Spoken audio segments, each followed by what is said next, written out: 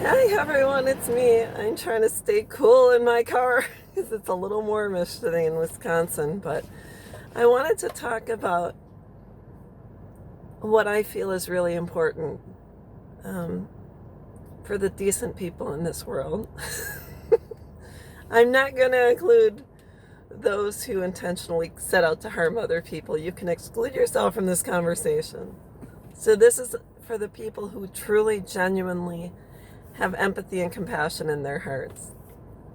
And first of all, I make these videos. I make them to hopefully help other people, use my experience to help others. But I get comments under my videos, and people are like, oh, give me a shout out, and I think you're cute. And I don't make these videos to give shout outs. I'm not a famous person.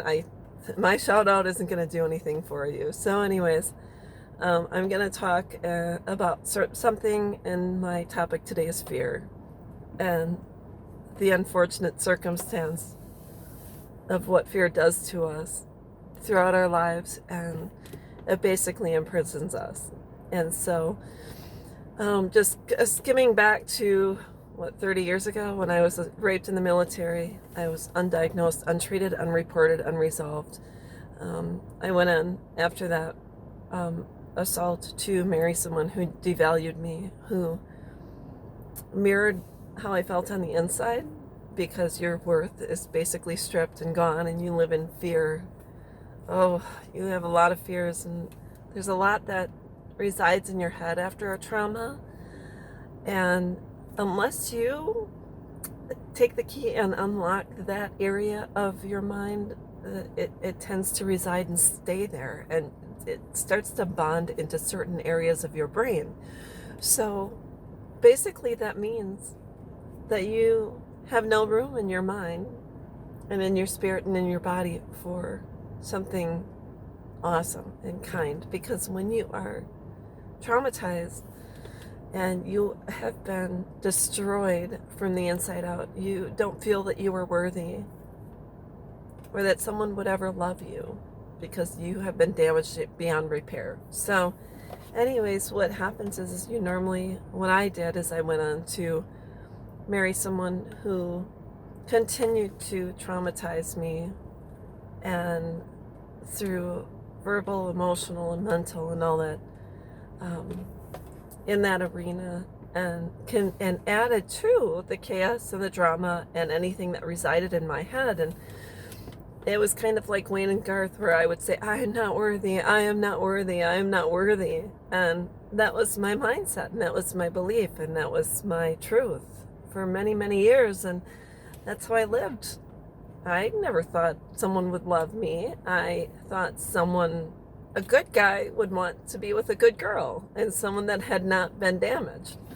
So that's how I lived. And I was with that person for 10 years, and just went on to marry someone else who was different from him, but had his own situations going on, own unresolved trauma going on. And so together, I live with fear in the first one, fear in the second one, but a different kind of fear, because it was the fear of, there was some other type of fear that went on.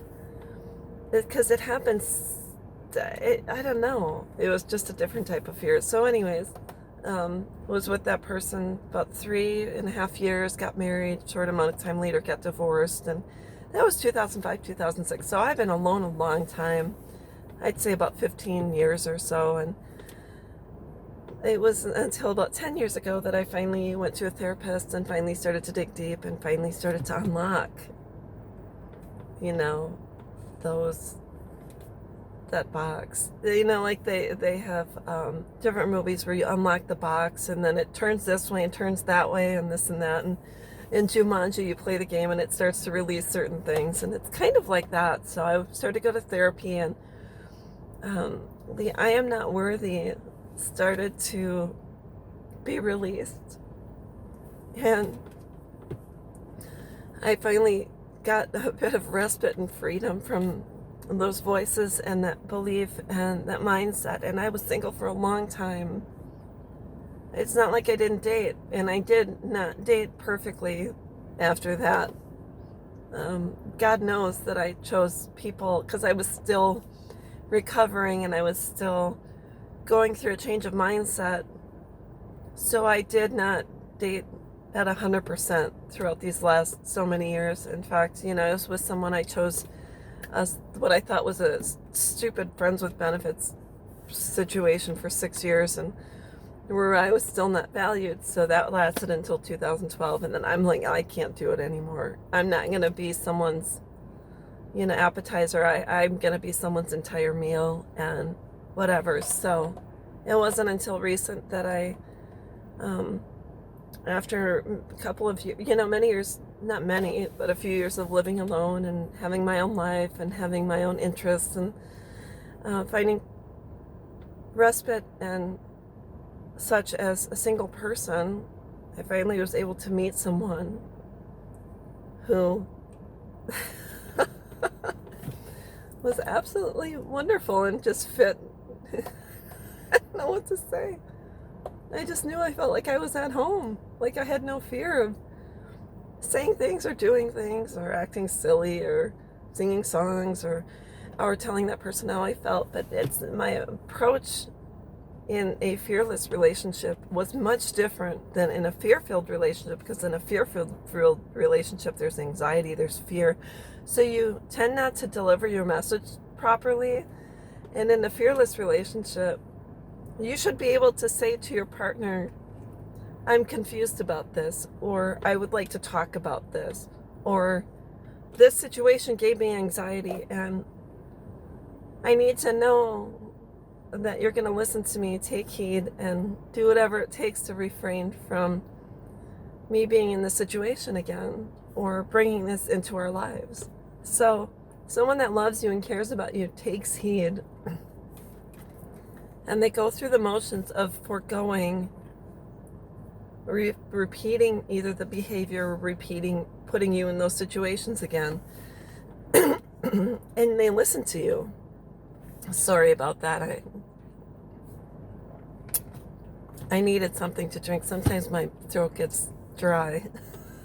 So anyways, that's really what I want to talk about, is that if it wasn't until I started going to therapy that I started clearing my mind, started opening Pandora's box, and started to release the demons and the voices that were inside of my head that said I'm not good enough, I'm not worthy, this and that. And then Stuart Smalley started to infiltrate the I'm good enough, I'm smart enough, and doggone it, people like me. And it just makes so much sense, because it doesn't matter what you look like. All of us have certain fears, but I'm just saying, I'm not saying I don't have fears, because honestly, the other day I was taking a walk in the woods, and out of nowhere this bee comes down and gets me in my hand and sticks me in this vein, and I swatted it, but by that time the fluid had dispersed in my hand, and it was so painful. So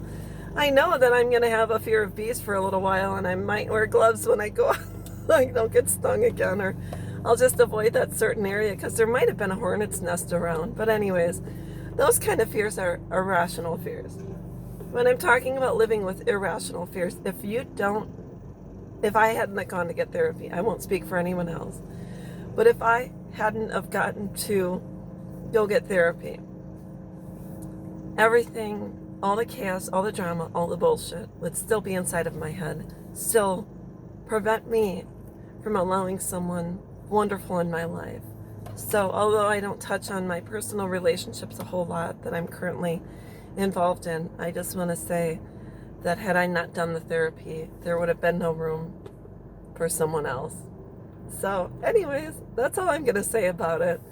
I'm just say I'm happy. I have peace. The voices still come back once in a while, but it's only sometimes when there's a trigger from a memory from the past or whatever the case may be. So just want to talk about that and dig deep, do the work, find groups. You can find groups on Facebook. I'm fortunate because I have therapy through the VA. I did inpatient and outpatient. I don't do drugs, but that's just me. So anyways, that's all I want to talk about. But you are good enough, you are smart enough, and doggone it, people actually like you. But you have to clear this in order to give other people the opportunity to get to know you as a valuable, wonderful, amazing human being. So anyways, that's all I want to talk about, and I'll talk with you soon. Bye-bye.